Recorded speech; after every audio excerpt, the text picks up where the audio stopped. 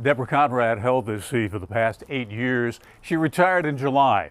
The two candidates running to replace her have years of political experience. They also have a hot button issue dividing them. On the surface, Dan Besse and Jeff Zenger appear divided over the issue of defunding police. We don't need to be defunding the police. And so that really concerns me. Are you suggesting that your opponent is supporting the idea of taking money away from police? Well, what I'm suggesting is, and it's been no secret that my opponent's party certainly has suggested that and voted for it all across the country. Zenger no longer suggests that Besse wants to defund police. He now says on his Facebook page that his opponent has already defunded police. Zenger's post says that Besse accepted a $5,400 campaign donation in exchange for his pledge to defund police, adding, quote, he made good on that pledge by refusing to fund 15 police officer positions for the Winston-Salem Police Department. WXII 12 News finds no evidence to support that claim. A member of the city council did suggest freezing vacant police officer positions, but the council decided against it. Besse's quoted during the meeting saying, quote, I don't think anyone on this council wants to defund police. Do you support defunding police? Absolutely not. That is a lie. And it is a lie, unfortunately, that has become a part of political attack ads across the country, and we'll see more of it. Besse notes he's one of the few North Carolina Democrats endorsed by the Police Benevolent Association. Besse did receive a $5,400 campaign donation from a group called the Future Now Fund, as did 10 other North Carolina Democrats running for the legislature. Republicans claim the money was in exchange for a promise to support legislation defunding police. Democrats call that claim a lie. Besse, who currently sits on the Winston-Salem City Council, and Zenger, a former member of the Louisville Town Council, disagree on a number of issues, such as school choice. I support the right of every family to decide where their children will go to school. There is a real place for private schools. However, I do not support using public tax money to subsidize private schools. Besse raises concerns about charter schools and says they drain money from traditional public schools. Charter schools themselves are not hurting traditional public schools.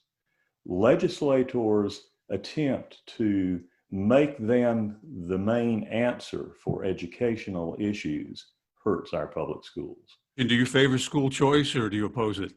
I absolutely favor it. You know, I raised 4 kids, and one thing that I learned is, we raised them all exactly the same. Guess what? They're different. and our family is different, and our circumstances changed. And so over that time, we used everything available to us. We used the public school system. What should North Carolina do about its Confederate monuments? I think that we need to emphasize local control and let communities discuss these issues and make the decisions that are right for them. Would you vote to overturn that state law protecting the monuments? Yes. So what do you think North Carolina should do with them? Well, I love history, okay? I love history. I'm a student of history. I read history. And I think one of the problems that we've got is this idea that we just erase history.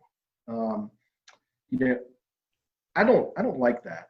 North Carolina's legislature has banned the removal of these monuments.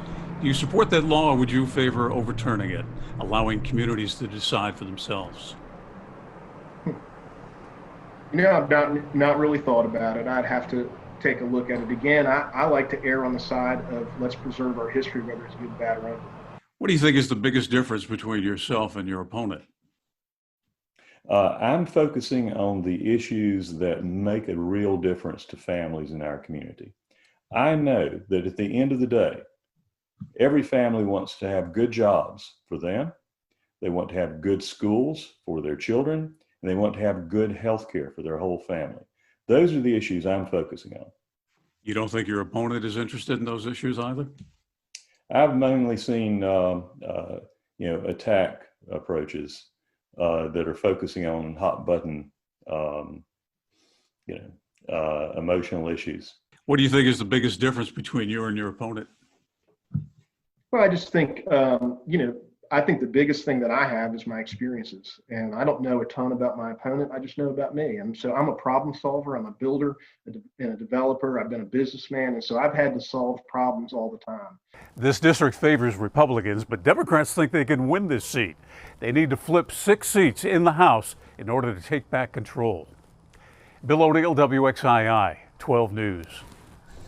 And if you missed any of the stories on our local races, you can find them online, WXII12.com/commitment2020. While you're there, you can also sign up for our newsletter, which will highlight voting deadlines that you need to know and the key races to watch for up and down the ballot.